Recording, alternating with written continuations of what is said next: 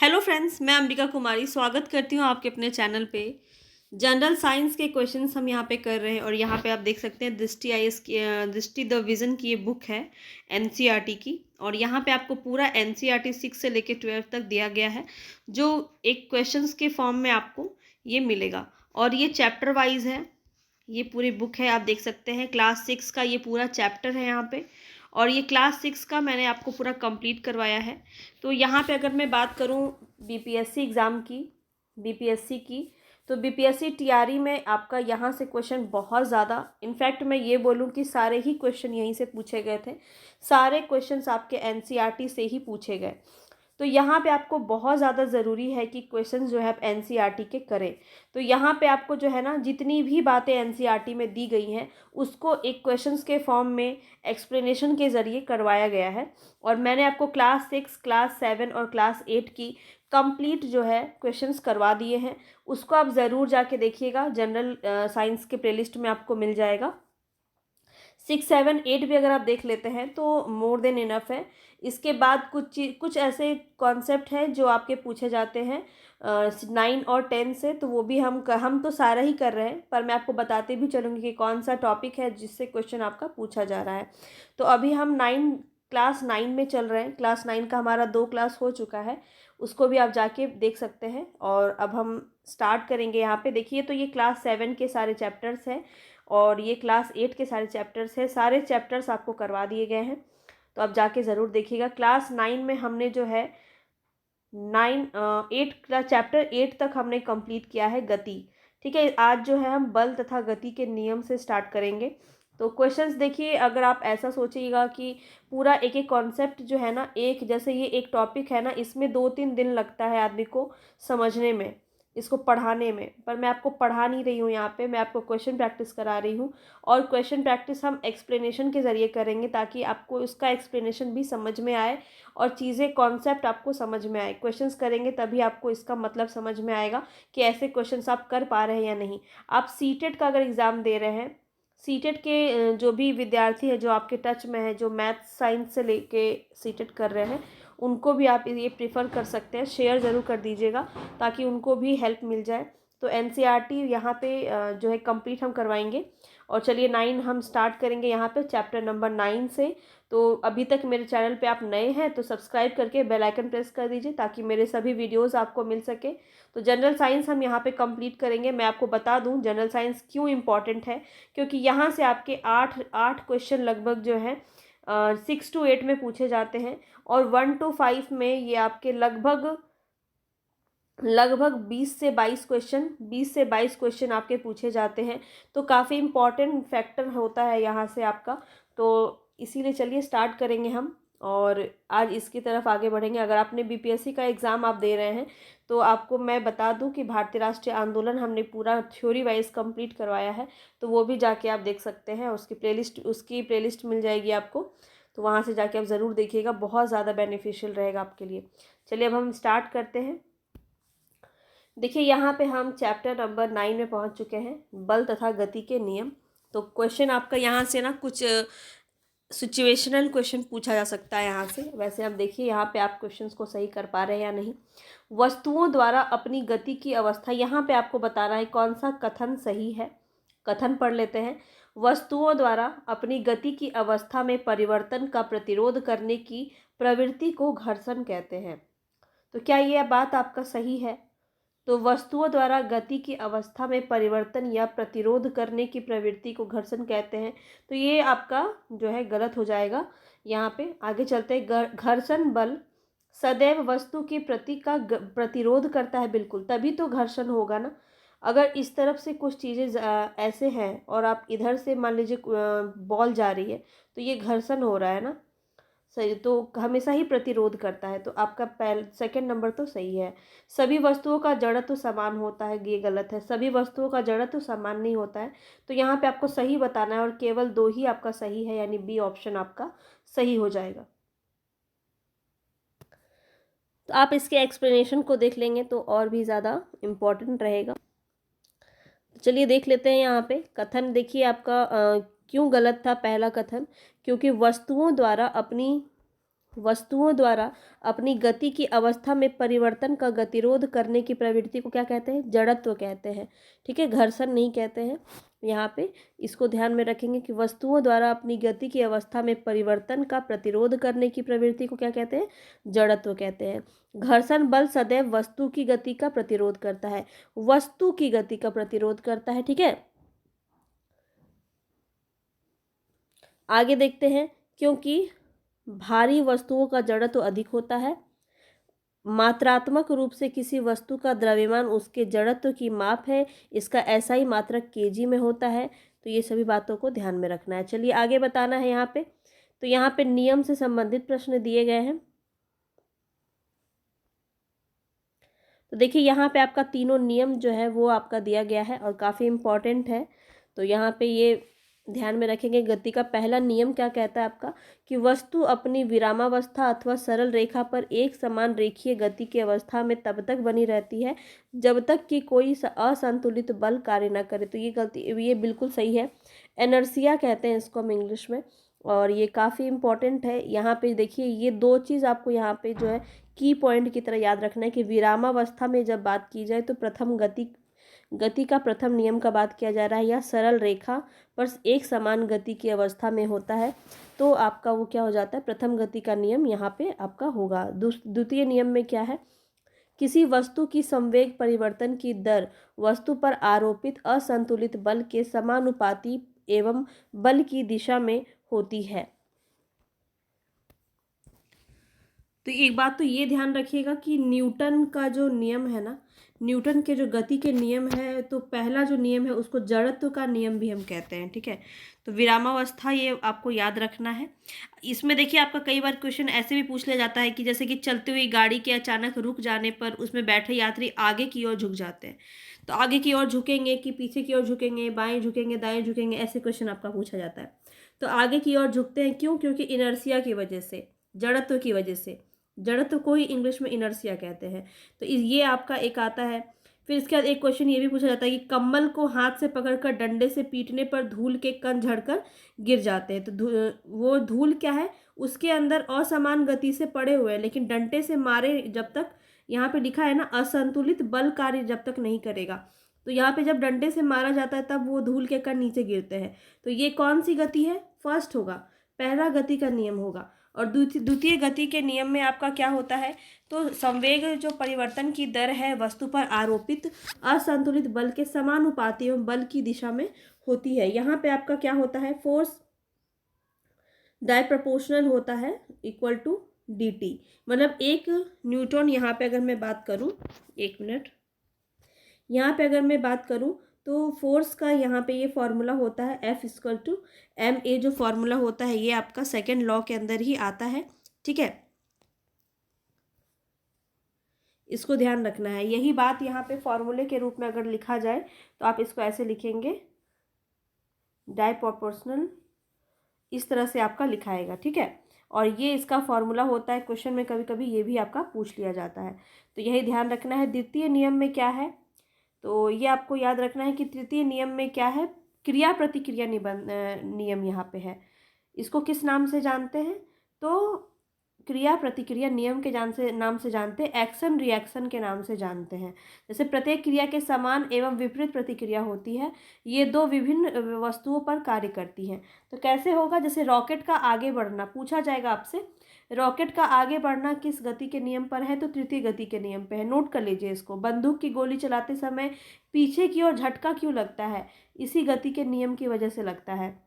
जैसे कि तैराकी करना, जब स्विमिंग करते हैं ना, तो देखिए आप पानी को हम इधर ठेलते हैं तभी आपका शरीर आपको इस तरफ ठेलता है ना। पानी को आप इधर ठेलते हैं तो इधर मूव करते हैं तभी तो आप आगे मूव कर पाते हैं। पानी को इस तरफ मूव करते हैं तभी आप आगे मूव हो पाते हैं। तो ये जो हो रहा है ये किस वजह से हो रहा है? गति के तीसरे नियम की वजह से हो रहा है। तो इसको क्या कहते हैं हम? संवेग संरक्षण का नियम। संरक्षण तो एक अलग है। चलिए प्रतिक्रिया यहाँ पे आप समझिए सीधा, एक्शन रिएक्शन लॉ इसको कहते हैं। ठीक है, चलिए इतनी बात है। तो ये तीनों ही आपकी बात सही है, तो डी ऑप्शन यहाँ पे आपका सही हो जाएगा। ये डी ऑप्शन आपका सही हो जाएगा। चलिए आगे बताना है यहाँ पे। तो बल का SI मात्रक क्या होता है ये बताना है। बल का SI मात्रक क्या होता है? kg मीटर पर सेकेंड स्क्वायर। सी ऑप्शन आपका सही हो जाएगा। ठीक है, यहाँ पे आप देख सकते हैं, ये तो सिंपल सा क्वेश्चन है, इसको ध्यान रखिएगा, पर पूछा जा सकता है। तो बल का ऐसा ही मात्रक क्या होता है, kg मीटर पर सेकेंड स्क्वायर होता है, ध्यान रखेंगे। चलिए आगे बताना है, वस्तु का संवेग उसके द्रव्यमान एवं वेग का गुणनफल होता है। वस्तु का वेग उसके द्रव्यमान एवं वेग का गुणनफल होता है तथा इसकी दिशा वही होती है जो वस्तु के वेग की होती है। तो ये बात आपका सही है। F=ma की बात कर रहा है यहाँ पे, ठीक है, m/a की बात कर रहा है। तो यहाँ पे ये तो सही है। दो वस्तुओं का कुल संवेग टकराने की प्रक्रिया में अपरिवर्तनीय या संरक्षित होता है। तो ये भी आपका कथन सही है, दोनों सही है, तो सी ऑप्शन आपका सही हो जाएगा। ठीक है, अब थोड़ा इजी वे में समझने के लिए इसको समझ लीजिए कि द्रव्यमान एवं वेग का गुणनफल होता है क्या, संवेग, फोर्स। ठीक है, तथा इसकी दिशा वही होती है जो वस्तु के वेग की होती है। इतनी बात ध्यान रखना है। दो वस्तुओं के संवेग का योग टकराने के पहले और टकराने के बाद बराबर रहता है जबकि उन पर कोई असंतुलित बल कार्य ना कर रहा हो। तो ये संवेग संरक्षण का नियम है। ठीक है, ये नियम का यहाँ पे बात किया जा रहा है। अगर इसका फॉर्मूला पूछा जाए तो इसका फॉर्मूला बन जाता है m1 into v1 plus m2v2। ठीक है, इसके द्वारा ही इसको बनाया जाता है। इस पे आपका न्यूमेरिकल क्वेश्चंस भी बनते हैं, लेकिन ये आपको बीपीएससी में नहीं पूछा जाएगा, मुझे नहीं लगता। चलिए, संवेग का ऐसा ही मात्रक बताना है। संवेग का ऐसा ही मात्रक क्या होता है, kg मीटर पर सेकेंड। ठीक है, किलोग्राम मीटर प्रति सेकेंड हो जाएगा, बी ऑप्शन आपका सही हो जाएगा संवेग का। ठीक है, चलिए आगे बढ़ते हैं, बताना है यहाँ पे। अब देखिए, ऐसे ही एग्जाम्पल से क्वेश्चन आपका बन सकता है। क्या है ये, तो देखिए न्यूटन के द्वितीय नियम की बात यहाँ पे की जा रही है। कौन सा द्वितीय नियम के अंदर आएगा, तो इसको देख लेते हैं। किसी मोटर गाड़ी में यात्रा करते समय ब्रेक लगाने पर शरीर आगे की ओर चली जाती है, तो ये तो आपका प्रथम नियम है, इनर्शिया है, जड़त्व का नियम हो जाएगा, तो ये तो नहीं होगा।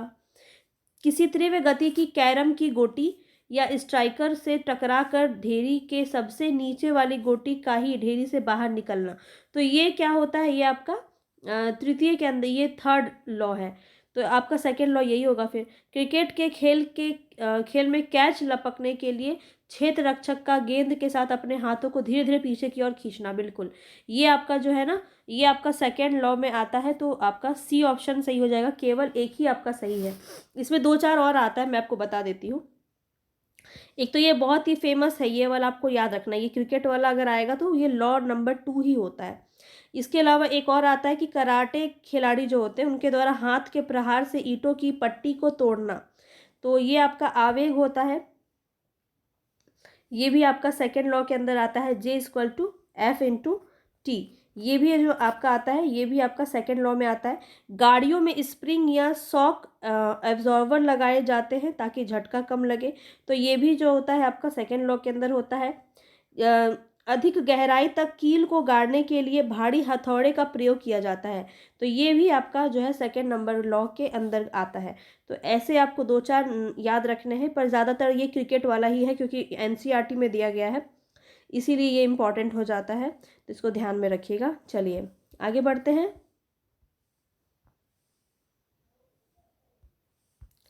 निम्नलिखित में से किन पुस्तकों का संबंध गैलीलियो गैलीली से है, तो देख लेते हैं यहाँ पे। द लिटिल बैलेस ये भी है, स्टोरी मैसेंजर भी है, डिस्कोर्स ऑन फ्लोटिंग बॉडीज भी है, और लेटर्स ऑन द सनस्पॉट भी है, तो यहाँ पे सभी हैं, तो डी ऑप्शन आपका सही हो जाएगा। ये वैसे कुछ इंपॉर्टेंट नहीं है, ऐसे क्वेश्चन पूछे नहीं जाते। चलिए चैप्टर 10 में हम आ गए, गुरुत्वाकर्षण।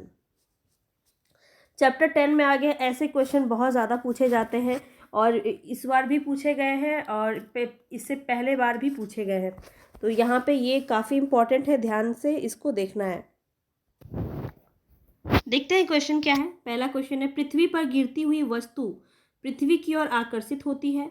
गति के तीसरे नियम के अनुसार वस्तु भी पृथ्वी को आकर्षित करती है, परंतु हम पृथ्वी को वस्तु की ओर गति करते नहीं देख पाते हैं, तो यह किस बात की ओर व्याख्या कर रहा है, तो ये जो है गति के तीसरे नियम की ओर व्याख्या कर रहा है। कैसे? तो यहाँ पे आप देखिए कि ये व्युत्क्रमानुपाती होता है, यानी डाय प्रपोर्शनल होता है। गति के तीसरे नियम के अनुसार वस्तु भी पृथ्वी को आकर्षित करती है, लेकिन गति के दूसरे नियम के अनुसार किसी दिए हुए बल के त्वरण त्वरण मतलब एक्सीलरेशन त्वरण वस्तु के द्रव्यमान के व्युत्क्रमानुपाती होता है, अर्थात द्रव्यमान जितना अधिक होगा बल उतना अधिक लगेगा। और पृथ्वी की अपेक्षा वस्तु का द्रव्यमान नगण्य होता है, इसीलिए हम पृथ्वी को वस्तु की ओर गति करते हुए नहीं देख पाते हैं। ठीक है, तो इसका जो है द्रव्यमान कम होता है और उसका ज़्यादा होता है, बल अधिक होता है, इस वजह से ये दिखता है कि वस्तु जो है आकर्षित हो रहा है। चलिए आगे बढ़ते हैं। बताना है गुरुत्वाकर्षण बल के संदर्भ में निम्नलिखित में से कौन सा कथन सही है। तो यहाँ पे देख लेते हैं गुरुत्वाकर्षण बल के संदर्भ में यह नियम सभी पिंडों पर लागू होता है, चाहे ये विश्व में कहीं भी हो। बिल्कुल, गुरुत्वाकर्षण बल एक क्षीण बल है, तो ये भी आपको ध्यान रखना, ये भी सही है। पृथ्वी पर द्वारा लगाया जाने वाला गुरुत्वाकर्षण बल गुरुत्व बल कहलाता है, तो ये भी सही है। तीनों सही है, तो डी ऑप्शन आपका सही हो जाएगा। देख लेते हैं। हाँ बिल्कुल, डी ऑप्शन ही आपका सही है। और यहाँ पे आपको ये दिया हुआ है वही बातें जो हमने की हैं अभी। चलिए आगे बताना है, यहाँ पे जी का मान क्या होता है, ये बताना है। तो देखिए सर्वात्रिक गुरुत्वीय स्थिरांक जो होता है, तो जी का मान कितना होता है, तो यहाँ पे देखिए लिखा हुआ है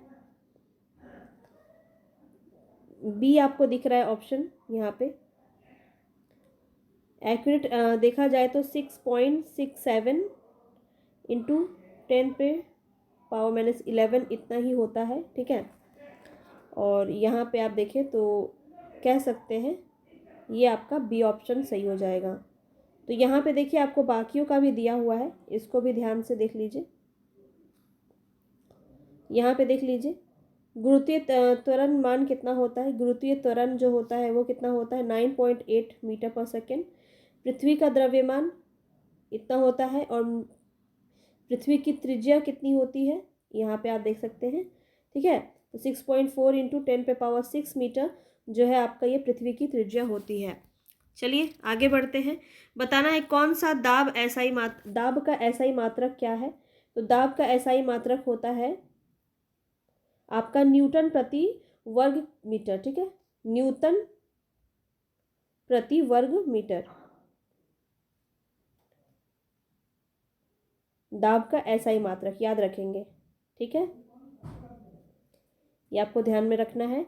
और न्यूटन जो बल का एसआई मात्रक होता है, ये भी आपको ध्यान में रखना है, क्वेश्चन आपका पूछा जाता है।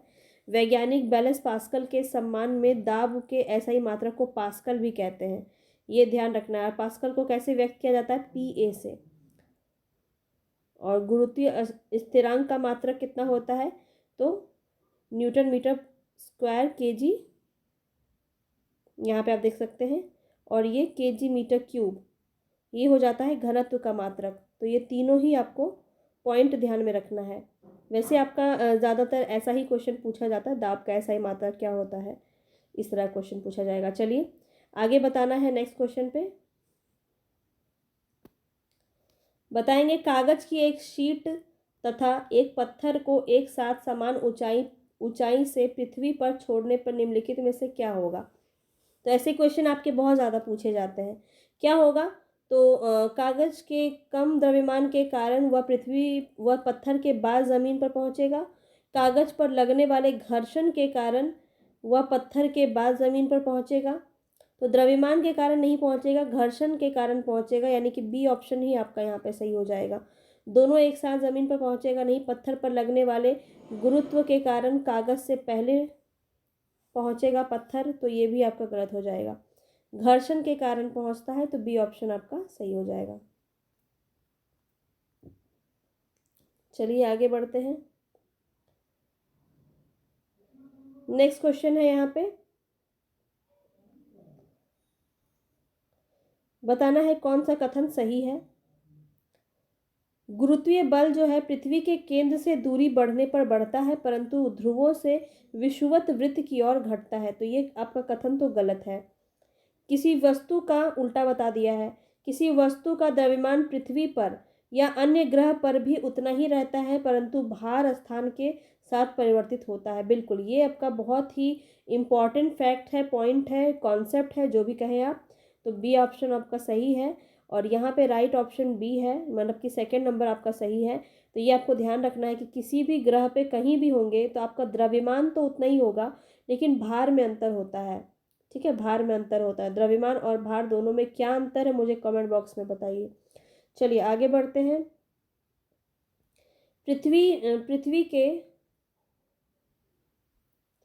पृथ्वी के चारों ओर, यहाँ भी आपको सही कथन बताना है, पृथ्वी के चारों ओर चंद्रमा की गति अपकेंद्रीय बल के कारण होती है। नहीं, ये तो आपका गलत है।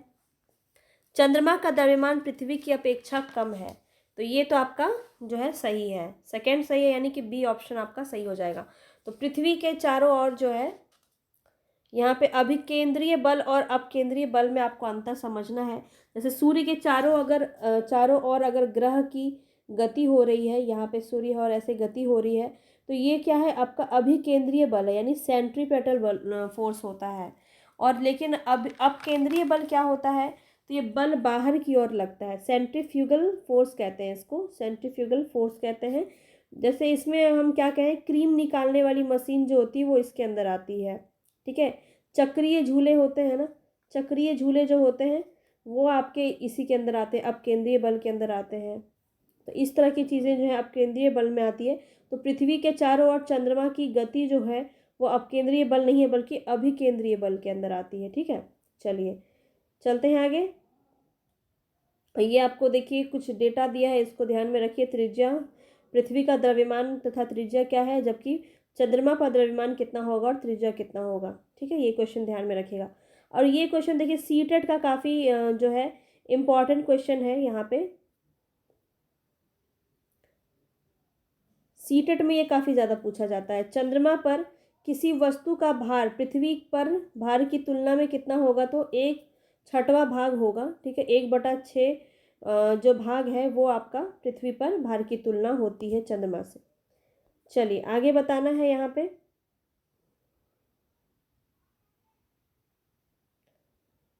बताएंगे यहाँ पे कि घटनाओं की व्याख्या गुरुत्वाकर्षण के सार्वत्रिक नियम की ओर की जा सकती है। कौन सा नियम है, हमें पृथ्वी से बांधे रखने वाला बल है कौन सा, गुरुत्वाकर्षण बल। बिल्कुल, नहीं तो हम भी हवा में उड़ रहे होते हैं।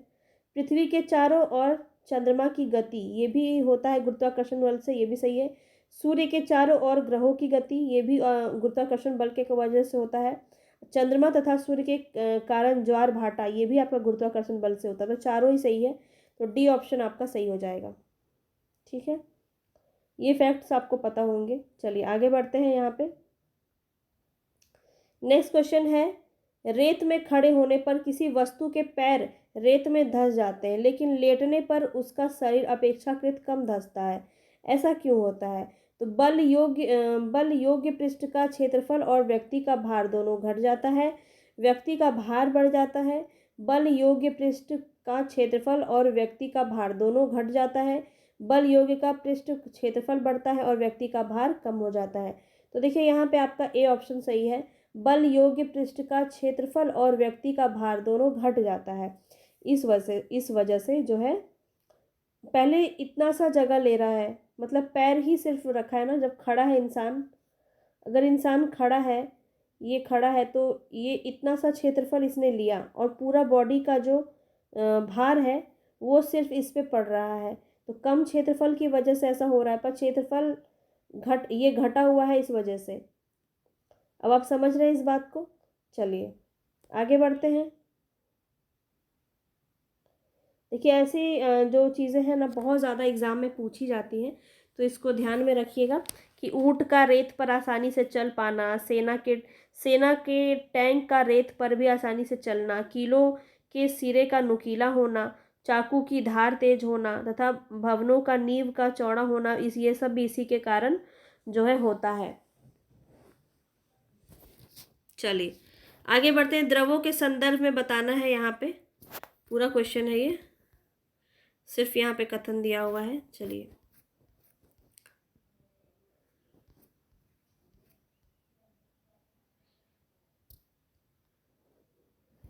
अच्छा, हमने देखा ही नहीं सही पूछा है कि गलत पूछा है, नहीं तो फिर गड़बड़ होगा। सही पूछा है, ठीक है, सही पूछा है। चलिए देखते हैं क्वेश्चन क्या है।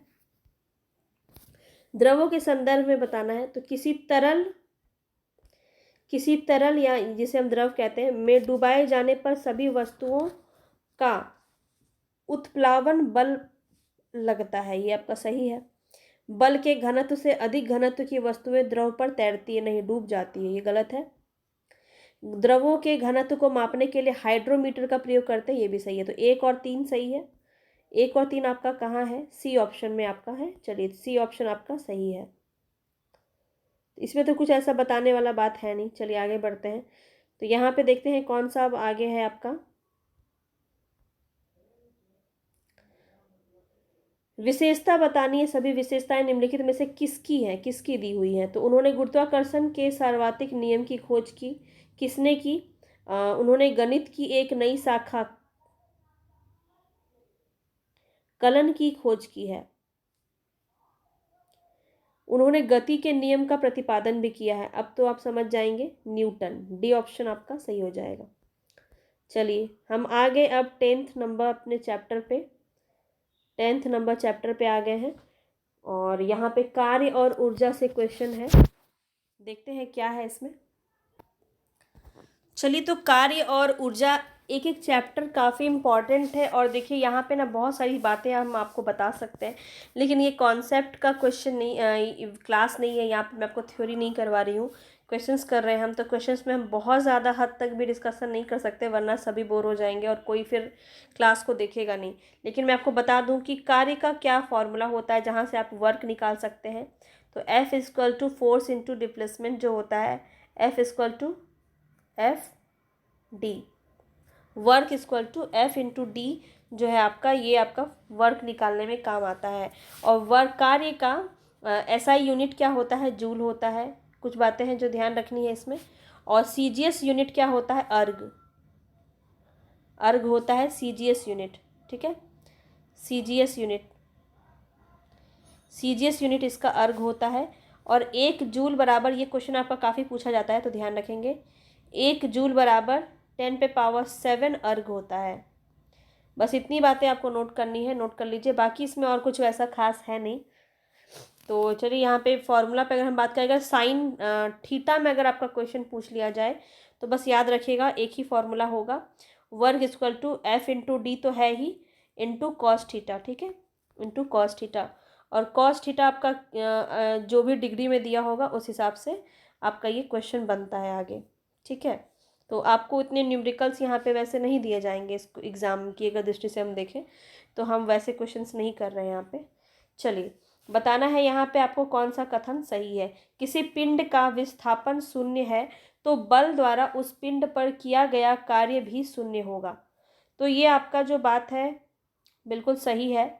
तो विस्थापन शून्य होगा तो किया गया कार्य भी शून्य होगा। मान लीजिए कि एक इंसान ये जगह से यहाँ तक गया, ए से बी तक गया और बी से फिर ए तक चला गया, तो क्या हो गया, दूरी जो है यहाँ पे डिस्प्लेसमेंट क्या हो जाएगा आपका? ज़ीरो हो जाएगा। तो डिस्प्लेसमेंट ज़ीरो हो गया तो वर्क भी आपका ज़ीरो हो जाएगा, ठीक है। तो ये होता है बात इसमें।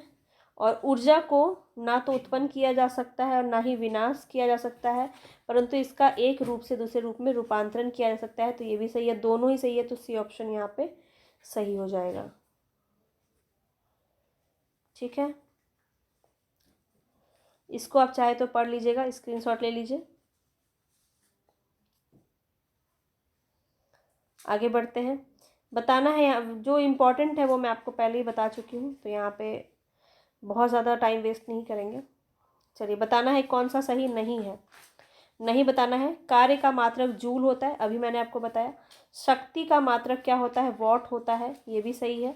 और ऊर्जा का मात्रक न्यूटन नहीं होता है, तो ये गलत है। तो सी ऑप्शन ही आपका सही हो जाएगा, केवल सी ऑप्शन सही हो जाएगा, क्योंकि आपको नहीं में आंसर देना है, क्योंकि कार्य और ऊर्जा दोनों का मात्रक जो है वो जूल ही होता है, ठीक है। ये बात आपको ध्यान रखनी है। देखिए यहाँ भी आपको लिखा है कि कार्य का मात्रक जूल है और ऊर्जा का मात्रक भी वही होता है जो कार्य का होता है, अर्थात जूल। और शक्ति का वॉट होता है, ठीक है। शक्ति मतलब पावर, पावर का क्या हो जाएगा? वॉट। नेक्स्ट क्वेश्चन पे चलते हैं। नेक्स्ट क्वेश्चन यहाँ बताना है, किसी तीर के एक सिरे को धनुष की तनित डोरी पर रखकर खींचने से उसमें ऊर्जा संचित होती है, वह कौन सी ऊर्जा होती है? तो देखिए, जब आप ऊर्जा को यहाँ से डाइवर्ट कर रहे हैं इसमें, तो आपका यहाँ पे स्थितिज ऊर्जा हो जाएगा, बी ऑप्शन। तो इसको कैसे आप समझेंगे? किसी वस्तु में स्थानांतरित की गई ऊर्जा इसमें स्थितिज ऊर्जा के रूप में संचित रहती है यदि यह वस्तु की चाल या वेग में परिवर्तन करने के लिए या अन्य कार्य में उपयोग में नहीं आती है। धनुष की तनित डोरी को खींचने पर ऊर्जा इसमें स्थितिज ऊर्जा के रूप में संचित हो जाती है और यही ऊर्जा डोरी छोड़ने पर तीर को गतिज ऊर्जा में प्रदान करती है। तो कहाँ पे आपका गति ऊर्जा आ जाएगा? गतिज ऊर्जा। तो जब हम ऊर्जा को छोड़ते हैं ना, तो जो वेग से डोरी लगती है वो आपका गतिज ऊर्जा के अंदर आ जाएगा। किसी वस्तु की गतिज या स्थितिज ऊर्जा के योग को उसकी कुल यांत्रिक ऊर्जा कहते हैं। तो यही आपको याद रखना है कि किसी की गतिज ऊर्जा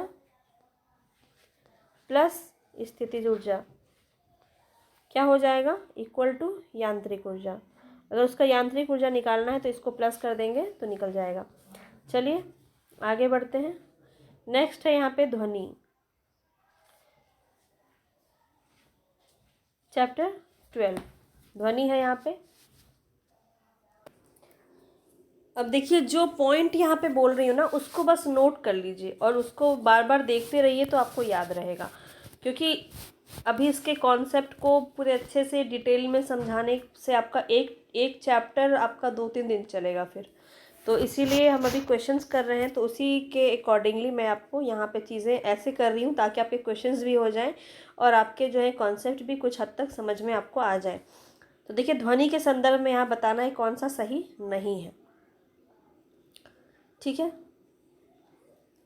ध्वनि तरंगे अनुप्रस्थ तरंगे होती हैं। किसी माध्यम में ध्वनि का संचरण माध्यम के कणों के संचरण के कारण होता है। ध्वनि तरंगे निर्वात में भी संचरित हो सकती है। तो तीनों ही गलत है, यहाँ पे आपके तीनों ही कथन गलत हैं। तो डी ऑप्शन आपका सही हो जाएगा। निर्वात में तो ध्वनि संचारित नहीं हो सकती है। अब यहाँ पे देखिए दिया है अनुप्रस्थ तरंगे, अनुप्रस्थ नहीं होती है। अब ये आपको नोट करना है जो मैं बताऊंगी अभी। ध्वनि तरंगे अनुदैर्घ्य तरंगे होती हैं। पहला तो ये पॉइंट नोट कीजिए। ध्वनि संचरण में माध्यम के कण आगे नहीं बढ़ते, केवल विक्षोभ यानी डिस्टर्बेंस की ही संचरित होता है। अतः ध्वनि वस्तुओं के कंपन यानी वाइब्रेशन के कारण उत्पन्न होती है, परंतु किसी माध्यम में ध्वनि का संचरण माध्यम के कणों के विक्षोभ के संचरण के कारण होता है। तो ये विक्षोभ शब्द आपको याद रखना है इसके लिए। और देखिए आपका तीसरा पॉइंट क्या है? ध्वनि तरंगे यांत्रिक तरंगे होती हैं, ये निर्वात में संचरित नहीं हो सकती हैं। ठीक है, वैक्यूम में, निर्वात मतलब वैक्यूम। ठीक है, वैक्यूम में आपके ये संचरित नहीं हो सकती है, इन्हें संचरण के लिए माध्यम की आवश्यकता होती है। चलिए आगे बढ़ते हैं। बताना है प्रकाश विद्युत प्रभाव। प्रकाश विद्युत प्रभाव की खोज निम्नलिखित में से किसने की? तो याद रखेंगे हेनरिच रुडोल्फ हर्ट्ज जो हैं, इन्होंने प्रकाश विद्युत प्रभाव की खोज की, जिसके बाद में अल्बर्ट आइंस्टीन ने व्याख्या की। आवृत्ति के एसआई मात्रक का नाम इन्हीं के सम्मान पर हर्ट्ज में रखा गया है। तो अगर आवृत्ति, ये क्वेश्चन आपका देखिए बीपीएससी में 2 बार पूछा गया है। ठीक है, तो काफ़ी इम्पोर्टेंट है, कुछ भी आपका पूछा जा सकता है। आवृत्ति के एसआई मात्रक का नाम याद रखना है, हर्ट्ज में इसको मापते हैं। ठीक है, और इन्हें ही जेसी मैक्सवेल के विद्युत चुंबकीय सिद्धांत की ही प्रयोगों द्वारा पुष्टि की गई। चलिए, तो ऐसा कुछ है नहीं, आगे बढ़ते हैं। यहाँ पे बताना है ध्वनि की तीव्रता और प्रबलता के संदर्भ में बताना है यहाँ पे कौन सा सही है। ध्वनि तीव्रता ध्वनि का वह लक्षण है जिसके अनुसार उसका मोटा या पतला होना निर्धारित होता है। तो ये आपका गलत है। प्रबलता ध्वनि के लिए कानों की संवेदनशीलता की माप है, बिल्कुल। तो सेकंड आपका सही है, यानी कि ऑप्शन बी आपका यहाँ पे सही हो जाएगा। तो यहाँ पे इसको थोड़ा सा जान लीजिए एक बार कि ध्वनि का वह लक्षण है जिसके जिससे उसके मोटे या पतले होने का निर्धारण होता है उसे तारत्व कहलाते हैं। दूसरे शब्द में अगर हम बात करें तो दूसरे शब्दों में किसी उत्सर्जित ध्वनि की आवृत्ति को मस्तिष्क जिस प्रकार अनुभव करता है उसे हम तारत्व कहते हैं। यदि आवृत्ति उच्च है तो तारत्व भी उच्च होगा, आवृत्ति निम्न है तो तारत्व भी निम्न होगा। आगे बढ़ते हैं। बताना है यहाँ पे ध्वनि की चाल के संदर्भ में निम्नलिखित कथनों पर विचार करना है। चाल के संबंध में बताना है यहाँ पे कौन सा सही है। तो ध्वनि की चाल प्रकाश की चाल से कम होती है, बिल्कुल ये बहुत ही इंपॉर्टेंट है। प्रकाश की चाल से कम होती है ध्वनि की चाल।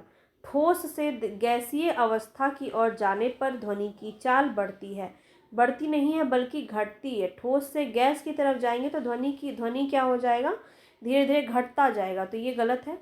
माध्यम का माप बढ़ते ही ध्वनि की चाल भी बढ़ती है, बिल्कुल ये तो ऑब्वियस सी बात है। जब हम जिस माध्यम से ध्वनि को सुन रहे हैं, आप रेडियो का भी स्पीकर बढ़ाओगे, माध्यम का ताप बढ़ाओगे तो ध्वनि भी की चाल भी तो बढ़ेगी। तो 1 और 3 ये आपका सही है, सी ऑप्शन।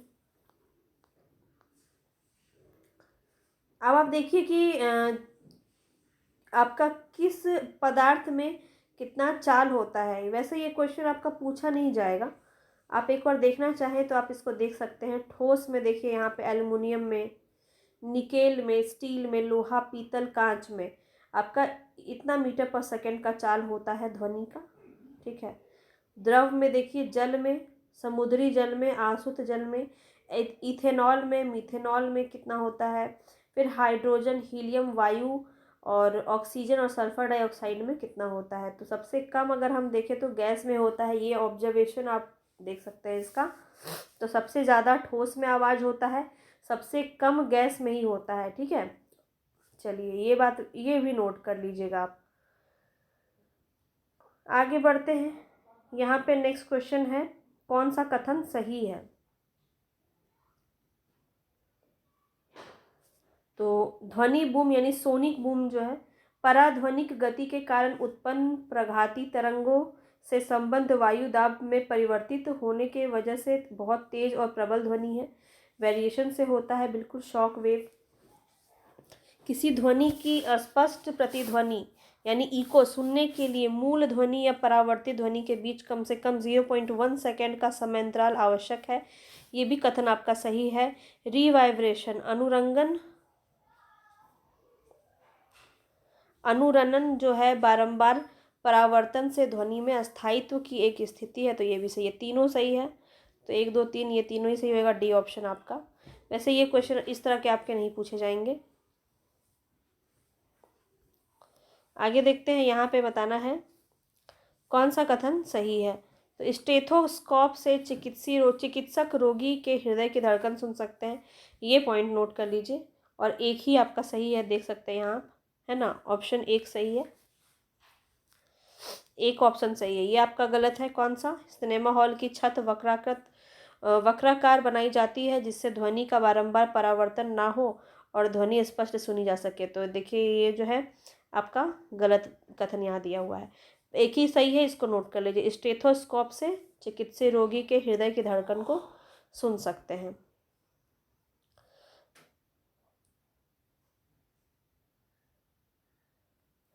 इसको भी एक बार देख लीजिए।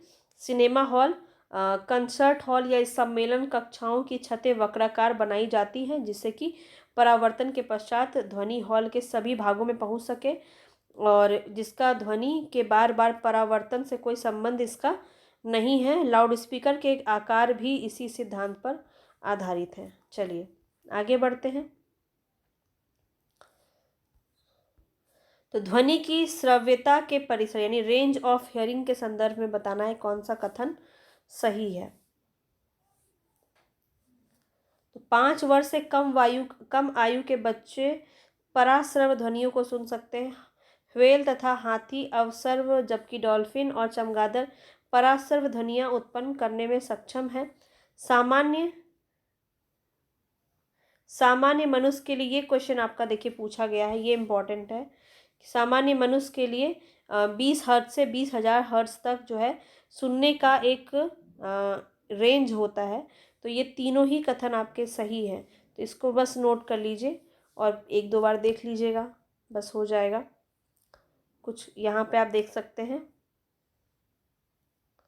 सामान्य क्या होता है, रेंज 20 हर्ट्ज से 20,000 हर्ट्ज तक होता है। 20 हर्ट्ज से कम आवृत्ति की ध्वनियों को अपश्रव्य कहते हैं और 20 के हर्ट्ज से अधिक की ध्वनियों को पराश्रव कहते हैं।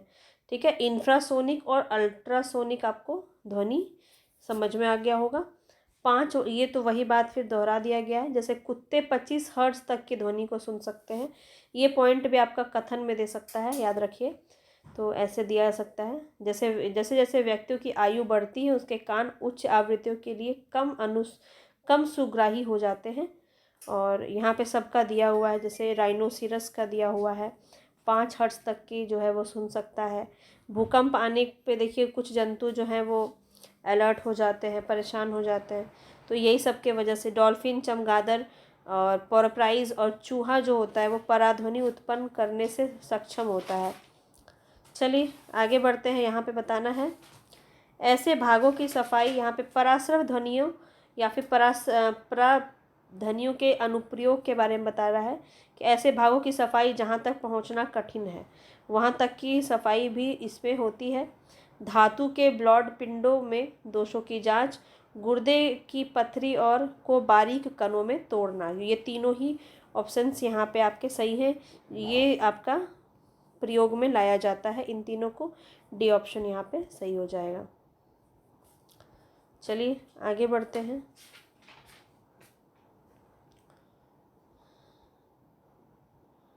देखिए यहाँ पे बताना है कौन सा सही है। सोनार एक ऐसी युक्ति है जिसमें वायु में स्थित पिंडों की दूरी, दिशा और चाल मापने के लिए पराध्वनि तरंगों का उपयोग किया जाता है, तो ये आपका गलत है। चमगादड़ गहन अंधकार में भोजन की खोज के लिए पराध्वनि तरंगे उत्सर्जित करता है, ये सही है, इसको नोट कर लीजिएगा। पराध्वनि तरंगे उत्सर्जित करता है कौन, चमगादड़। सेकेंड ऑप्शन सही था। चलिए ये आप इसका स्क्रीनशॉट ले लीजिए, वैसे खास इम्पोर्टेंट नहीं है इसके हिसाब से, ठीक है। सोनार का फुल फॉर्म क्या है, तो साउंड नेविगेशन एंड रेंजिंग, यहाँ पे देख सकते हैं आप, इसको पढ़ लीजिए एक बार। चलिए पराध्वनि तरंगों के संदर्भ में बताना है, यहाँ पे बताएंगे पराध्वनि तरंगों के संदर्भ में कौन सा कथन यहाँ पे सही है। पराध्वनि तरंगों से मानव शरीर के आंतरिक अंगों का प्रतिबिंब बनाया जा सकता है, ये कथन आपका सही है। इलेक्ट्रोकार्डियोग्राफी तथा अल्ट्रासोनोग्राफी में पराध्वनि तरंगों का उपयोग किया जाता है, ये पॉइंट भी आपको नोट करना है, ये आपका काफ़ी इंपॉर्टेंट है, ये भी आपका क्वेश्चन बना है, इसीलिए सी ऑप्शन आपका यहाँ पे सही हो जाएगा। चलिए आगे बढ़ते हैं, इसको भी आप पढ़ लीजिएगा एक बार। कैसे स्कैनर का प्रयोग होता है, अल्ट्रासाउंड स्कैनर कैसे प्रयोग में आता है, क्या चीज़ें होती हैं, वो सब यहाँ पे दिया हुआ है, तो इसको एक बार पढ़ लीजिएगा। चलिए मानव कान के बारे में यहाँ बताना है। श्रवणीय आवृत्तियों द्वारा वायु में होने वाले दाब परिवर्तनों को विद्युत संकेतों में बदलता है। अश्रवणीय आवृत्तियों द्वारा वायु में होने वाले दाब परिवर्तनों को विद्युत संकेतों में बदलता है, तो देखिए श्रवणीय आवृत्ति को बदलता है, तो ए ऑप्शन ही यहाँ पे आपका सही हो जाएगा, ए ऑप्शन, ठीक है। यहाँ पे आप इसको देख सकते हैं, ये पूरा यहाँ पे आपको दिया हुआ है। चलिए अब ये आपका जो चैप्टर है, ये आपका यहाँ बीमारी से चैप्टर है, तो देखिए ये मैं आपको कल करवाऊँगी, है ना। ये कल का क्लास आप बिल्कुल भी ना स्किप कीजिएगा, क्योंकि यहाँ से रोग से आपका क्वेश्चन बहुत ज़्यादा पूछे जाते हैं, कहाँ से कौन रोग आपका होता है, और एनसीईआरटी में यहाँ से बहुत अच्छा दिया हुआ है, तो इसको ज़रूर देख लीजिएगा। तो कल हम पूरा 9 क्लास ख़त्म कर लेंगे, चैप्टर 13, 14 और 15। तो आज भी हमने 3-4 चैप्टर कर लिया और आज हम यहीं पे फिनिश करते हैं, ठीक है। तो कल फिर मिलेंगे। पसंद आया तो लाइक कर दीजिएगा, शेयर कर दीजिएगा और कमेंट करके बताइएगा कि कैसा लगा, ठीक है। कैसे आपकी प्रिपरेशन चल रही है और कैसे क्वेश्चंस आपके सही हो पा रहे हैं या नहीं, समझ में आ रहा है या नहीं। चलिए मिलेंगे कल फिर से, तब तक के लिए धन्यवाद।